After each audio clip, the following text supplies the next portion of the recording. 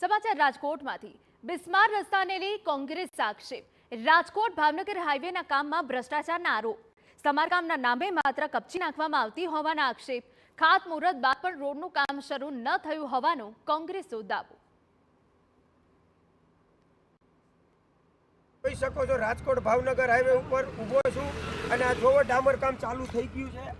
આ જોવો અને આ ડામર કામ ચાલુ થયું છે કે આ ભાજપનો ભ્રષ્ટાચાર છે કે આવી જ રીતે રોડા નાખી ખાડા પૂરવાના છે। મારે વિનંતી છે ભાજપ સરકારને કે આવા રોડા નથી નાખવા। સરકારને આ બંધ કરો તમારી માયા લીલા।